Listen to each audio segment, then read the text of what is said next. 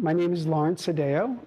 I'm 63 years old, and I am the third generation Addeo running Addeo Bakers, along with my cousin Tommy.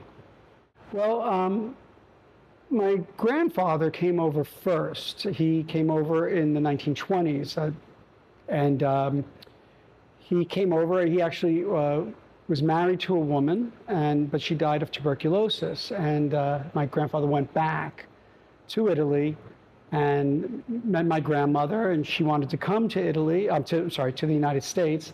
And so they came over a few years after that and settled in East Harlem. My grandparents are from just outside of Naples, a small town called Brusciano, and I still have family there. It was very poor. They were, they weren't well off. They were farmers and, raised, because it's southern Italy. And so they were looking for a better life. They were looking for something more. And that generation coming to America was where you went to be successful, to provide for your family. When I graduated from college, I traveled around Europe, and I met my parents and my brother in Venice, and we traveled down, did the tourist things. We went to Pisa, we went to Florence, we saw all the sights, and we ended up in Sorrento. And from there, we went to meet the family. So meeting my cousins, this was the first time. I had never met anyone from Italy before. And we went to my father's aunt, Speranzina's house, and we got there, and she had laid out on her bed in her bedroom pants and some shirts and shoes and everything, and it was for me and my brother as a gift. When we were little, they would send us they sent us little suits from Italy to wear when we were very little, and a lot of it came from the fact that my aunt and some of my other cousins, before I was born in the 1950s, they would come over in the summer and work here at the bakery, because this was after the war. Italy was not, was still coming out of the war. Economically, things still weren't good. And they had an opportunity to come here and work for a few months in the summer and make money, and they were very appreciative of it. It was like being a celebrity because my cousins, who would have been my cousins, they would take us, they wanted to walk us around the town and take us around and meet their friends and families, and they would, it's not like this in the United States where the men, they all hold hands, they all link arms, they walk together, and it was really beautiful. It really was. And we eventually made it up to Rome, where my grandmother's sister lived, my Zia Rosa and her husband Pasquale, and I stayed with them for about a week. They spoke no English, and I spoke no Italian, yet we were able to communicate with our little phrase book and be able to discuss or make my plans, the things I wanted to do. So I had told my aunt and uncle that I wanted to go into Rome, because they lived just on the outskirts. And so my grandfather, not my grandfather, sorry, my uncle, my great uncle, he took me down to the bus stop, and he put me on the bus, and he told the bus driver where I wanted to go. And so then I went and sat down, and all of a sudden, we're driving for a while, I hear, Lorenzo, Lorenzo. And I'm looking up, and the bus driver is calling me to tell me where I had to get off and all. So, but they took such great care, and it was really quite beautiful. Well, my grandparents were like a lot of immigrants. They came to this country, they spoke no English, and they never really learned to speak English.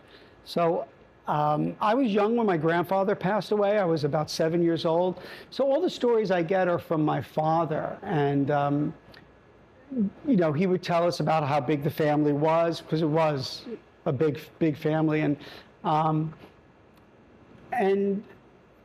how when he went to Italy for the first time, he went to Brusciano, and like none of the roads were paved, and you know, animals still, you know, walked across the streets. And, you know, we're not talking about like a dog cat, but like pigs or sheep, whatever they had. And when I went, my father was so impressed because there was a road, there was a stoplight. You know, everything had changed for him because the first time when he went, he was 19 years old when he went. And so going back in the early 80s, he was in his 50s at that point. So it had changed quite a bit. My parents, actually, their first language was, well, my father's first language actually was Italian. Actually, my mother's too. They learned English in schools, because otherwise they couldn't talk to their parents. My mother's parents were a little bit different. They came from Barry, and both of them actually could speak English. Not when they came. They learned, because my grandfather, he was a mason. He worked down in Manhattan in construction, and my grandmother just took care of the household. But they also lived in a neighborhood that was more diverse. It wasn't all Italian. My grandparents lived here. This was all Italian. Everyone in this neighborhood spoke Italian. There was little English spoken, especially amongst the Italians themselves. But my mother always used to say she always felt bad. She felt bad as she got older, but when she was little, she used to tell her parents when she would have friends over, no Italian, you have to speak English. And my parents, this is one of the things that we as children regret, they didn't want us to learn Italian. They wanted us to be American. They wanted us to speak English. And there was a lot of, I think a lot of that had to do with, you know, in the 50s, 60s, you know, in the early part of the century and really straight up into the 1970s, Italians were still looked at as a minority. I don't feel that way at all anymore. And when I was growing up, I never really felt it because I was surrounded by, I guess, a lot of the minorities. And so we just all felt included. For me personally, the thing I guess I learned about with being Italian, and that was probably brought over, was how important family is. It's like family first. There's you always do everything, like you never question. If someone in our family needed it, you just did it. There was no questioning. You know, you never have to ask. And also, growing up in the bakery, when we were born, my parents moved us out about 20 minutes north of the city because everybody, you know, that was the thing. You moved out of the city, you moved up to the suburbs. But this was our second home, and we used to come here all the time. During the summers, I would come down and work with my father and my uncle. So the bakery was really the center of our culture, I guess. And everything in my family revolves around food. It's all about food. And we used to celebrate Easter in the bakery. So, I mean, you can see the bakery around here. We would move all of the racks to one side and we would set up these big, long tables, and we'd open up the doors to the side. And my aunts would be cooking in the kitchen, and we'd also be cooking some things in the oven. And the kids would be running around playing and getting yelled at because they were climbing the flour sacks and getting their little Easter suits all covered in flour. But that's all the holidays were all with the family, whether it was Christmas or New Year's or Thanksgiving, Easter. It was all the family. We always had the family together. Even today, it's not quite the same, but even if I don't see my cousins for a while, we talk that everything's immediately caught up, and it's just because we have that history.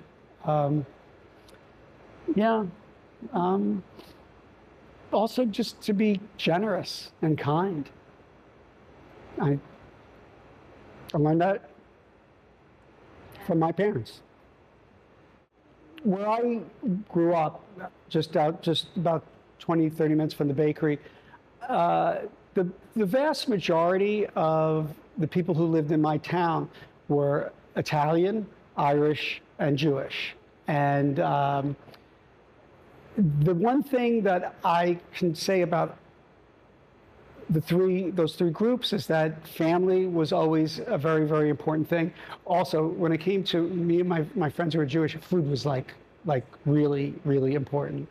As far as traditions, you know, it's like in New York, everybody is Irish on St. Patrick's Day. So, you know, that was something that crossed over. And with all of my friends any of my friends who were Jewish,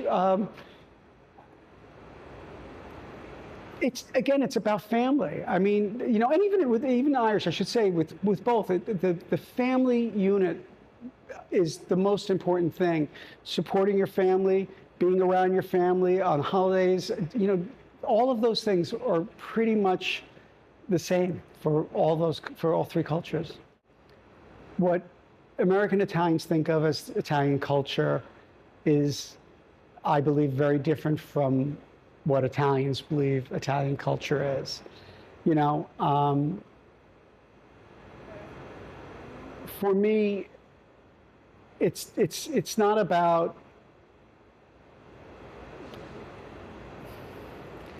well, for me, it's just to go back to family. It's about the things that are most important in someone's life. We struggle to succeed, and we tend to take things too fast, you know, rush through everything. And I think that one of the things that I remember very clearly when I was in Italy was how relaxed everything was, or how much more relaxed, I should say. You know, meals went on forever.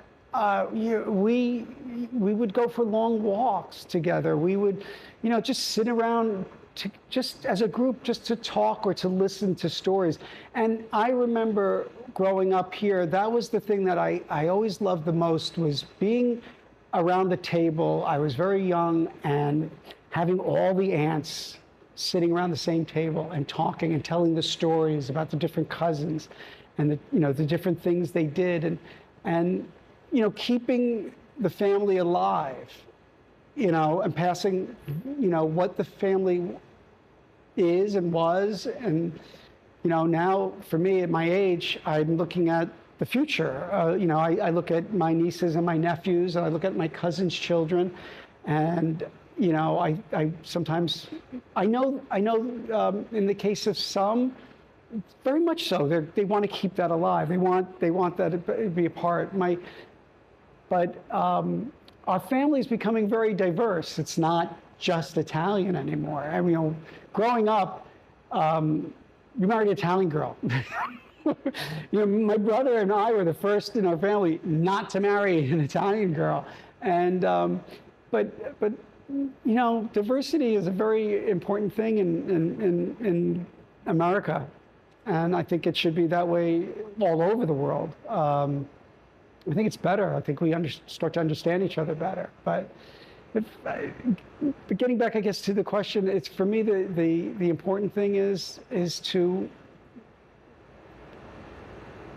just live your life, not worry about your life. And I know I have a hard time doing that. I have to remind myself that all the time. I would be lying if I said I feel Italian, because I'm American. I was born here.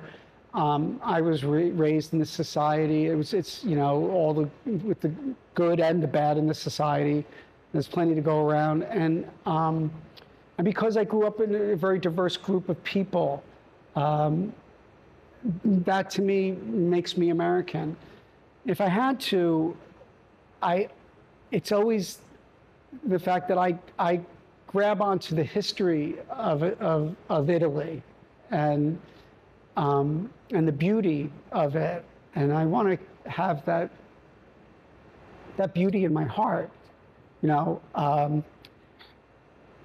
So for me, it's about, I guess it's kind of a dream, you know, when I think about Italy. It's also about the food. You know, I always say, you know, people always say the question, if you were stuck on a desert island, you know, what books would you have? What, you know, if someone asked me if you could only have one kind of food, and you're on a desert island, well, it's hands down, it's Italian food. I mean, I can't, it's still my favorite. Always will be, I think. I always felt Italian when I was a kid. I always felt Italian when I was here at the bakery, because everybody spoke Italian, customers would come in, they would speak to my parents, because this whole neighborhood until pretty much the early 1970s was predominantly Italian. I mean, Italian was spoken on every doorstep in every store, and it wasn't, until people started moving out of the Bronx that changed. So when I was here, I felt very Italian as a child. My father, I think, he was the one who seemed to go back and forth so easily. He was very Italian, but he was also very American. Growing up, my father was born in 1931, so he was a young man in the 1950s. In the 1950s in the United States, I mean, it was very successful. It was after the war. The United States was just great. And so that's when all of a sudden every Italian was now American, and celebrated themselves as being an American. And for me, growing up when I was, in my early teens, like I said, I was surrounded by all these other groups. So for me, I was Italian at the bakery. I was an American when I was with my friends. And, I would go celebrate their holidays. I would go to friends' houses for, Rosh Hashanah and St. Patrick's Day. I'd go to, other friends. I mean, we did those kinds of things. And it was just, you're just celebrating with your friends. That's what it was. Did your parents, your relatives, if not yourself, ever experience any difficulty while integrating here in the United States? I guess a lot of it was kind of below the surface. My father never really talked about any kind of prejudice towards Italians, but I think a lot of that had to do with the fact that where he grew up, that's all he knew were Italians. And as he got older, he started to meet more people. But I do know from my brother went into business, and so I don't know how to explain this. He went into finance, and at the time that he was going into finance, I remember him talking about how not an open prejudice, but it was like Italians weren't in finance. Not here in the States. That wasn't what they did. I have a very good friend of mine who went into advertising, Jerry Saviola. He went into advertising, and when he was in he was older. He was probably a little younger than my father. When he went into business, he was absolutely looked down upon by everyone else because there were no Italians in advertising. As for myself, I think that the thing that I remember was that if you were an Italian in the United States, if you were Italian in the Bronx, especially from the Bronx, you were probably mafia. You probably came from criminals, or someone in your family was a criminal, or, And I do remember that. I remember, my mom told me a story about how once there was an argument. It was at the school, and she overheard someone tell her friend, "Well, watch out for the Addeos because they're mafia." And I mean, nothing farther from the truth could be. I mean, we were a hard-working family. We made bread, and so, but as I got older, and I think I think I mentioned it earlier, as Italians, I don't think they're even really looked upon as, I hate saying it like this, like people become white in this country. So like when Italians came over, Italians were not white. When the Irish first came over, they were not considered white. But then there's also this transition where you now have been describe blessed, I guess, which is kind of stupid because that's not how I judge people. I don't judge people that way. I think it's a terrible way to judge people. I honestly don't know of any. Like I said, being that my family, for a good portion of their life, lived in this neighborhood, they wouldn't have felt any prejudice because they would be surrounded by, people, because all the neighborhoods in the Bronx were like that. You had an Italian neighborhood, you had an Irish neighborhood, you had a Jewish neighborhood. I mentioned earlier how my mother grew up in a street where she had, it was like a little bit of a mix. She had, Jewish friends, I had Irish friends. My father pretty much, until he got older, all his associations were Italian. So, and as far as myself is concerned, I never felt, I never had anything personally said to me that I can remember. I think that, I'm not saying that it never happened with my family, but that these are the kind, one of the things I know about my family is you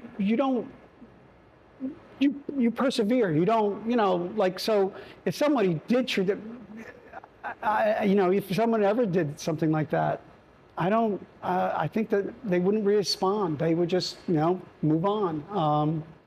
I wasn't born yet. I have a story that my father would tell me when they first purchased this bakery, because they used to rent spaces in the area, and then this bakery became available. It was put on auction, and we were lucky enough to buy it. And we had this one building, but behind me was not a building. We had the oven on the other side over here, and it was an old coal oven, and over here was an empty lot. And my father told me that when they were little, at the beginning of Lent, they got a baby lamb one year, and they had this, they had an outdoor space where they could, and the lamb became like a pet to my aunts and my uncles and my father, and then all of a sudden, on Good Friday, the lamb disappeared, and nobody knew until Sunday, when the lamb basically became dinner. And I remember my father telling me he remembered how my grandfather was so angry because all the kids were crying and none of the children would eat, And my grandfather, again, it's very traditional. They eat all the, they like to eat the organ meat. They call it offal or something spelled, I can't remember. And so, there he is, eating that and just being very, very upset about it. Yeah, that's the story I remember very, very clearly. My grandmother in Italy was a midwife, and so she was kind of a professional. My grandfather, he was just a laborer, and a lot of times we always focus on the male. Like my father was the first male child.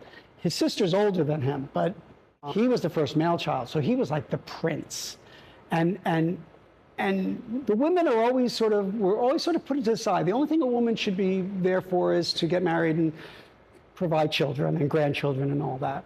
But my grandmother, she was really,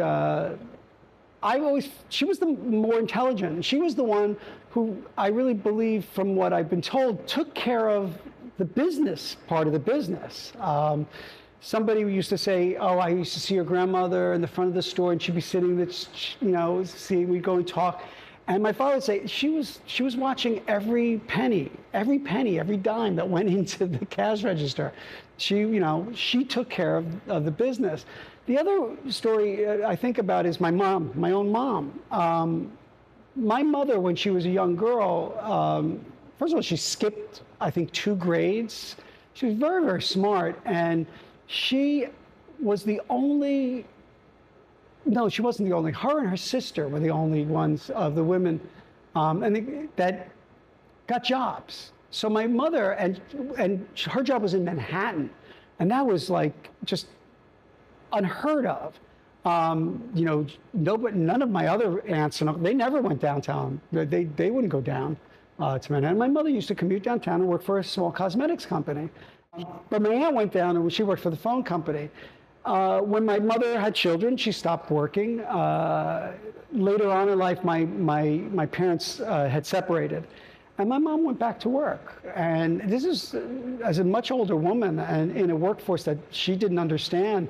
Yet she went to school, learned about computers, and she went to work for a travel agency. And then later on, after the travel agency had folded, she decided to go and work for another company. And she worked as a sort of an office manager. And yeah, I'm sorry, the women, I think in all cultures, but my experience, they're always looked down upon. And when I say down upon, it's just they're supposed to be subservient. You know, like in this country, women weren't given the right to vote until middle of the 20th century, and even up until the 1970s, I had heard a story. A woman could not get a credit card unless her husband signed for it. I mean, you know, and the idea of that, just, it's not in my world. I don't get it, you know. But there's still people today that think that women should just be subservient and keep their mouths shut and be there for the man. And that's not the kind of relationship that I've ever had, and it's not the relationship I have with my wife. And we seem to be going backward in this country now, especially when it comes to individual rights and rights for groups of people who are marginalized, you know, and that's a terrible thing. I have American citizenship, and I had never thought about getting Italian citizenship, although it would be very easy for me. But the last few years, I've started to rethink that, and I'm thinking of getting dual citizenship. I think in the current world, it would be a smart thing to do. I know people who have done it. My father-in-law is actually Canadian-born, although he grew up here. And my brother-in-law just recently got his dual citizenship for Canada. My wife is planning on getting her dual citizenship for Canada. And I just kind of feel the way the world is now, it's kind of safer to have more than one if you can. I'm American. I love my heritage, and I love my family and everything I've gotten from them.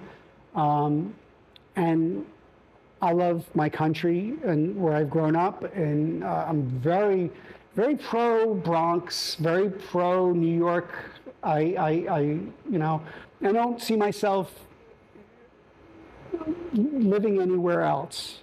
I want to travel, and I've traveled before, but I want to travel more. I mean, I'm 63. I'm getting closer towards retiring and moving on, and you know, traveling will be one of those things. My wife and I are making plans to move. Right now, we live in Manhattan, but we're going to move up to the Bronx, and you know, a nice section of the Bronx that we've always liked, and that's probably going to be the last place that I'll live.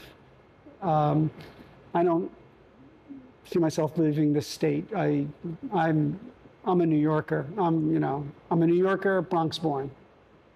Imagine that this interview is going to be shown to your descendants or future kids that you're not going to meet. Imagine letting them hear your voice in a time far away from this one. What is that they should never forget? They shouldn't forget where they came from.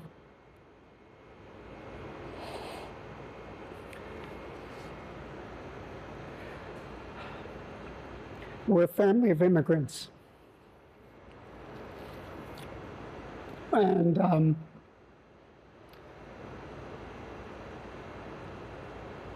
we were luckier than a lot of people. Your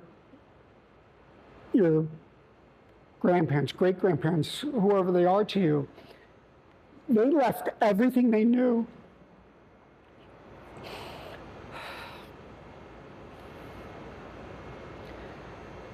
They left their home and their families to get something better. And we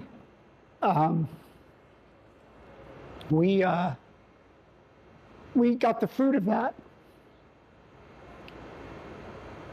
And when you forget where you came from and who you are, then it's very easy for you to not be compassionate for others who come after you.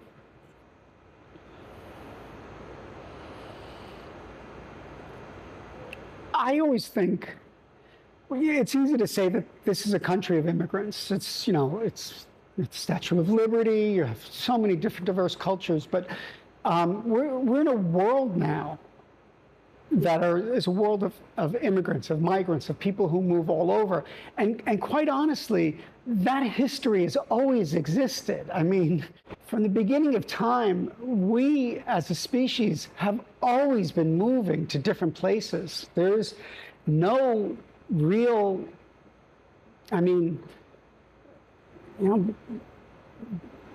the original man is not native to any one place, I don't believe. I just, you know, don't believe. I mean, obviously, you know, there are original people of this country and of all countries, but now it's like everybody's everywhere. And if you can remember where you came from, then it's very hard to be prejudiced against anyone. You know, I didn't learn that when I was young.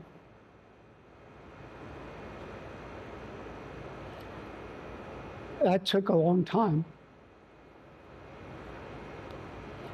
But yeah, remember where you came from. Remember your family, and remember there are a lot of families out there just like yours, and they're not from Italy. They could be from anywhere in the world, but they have the same history.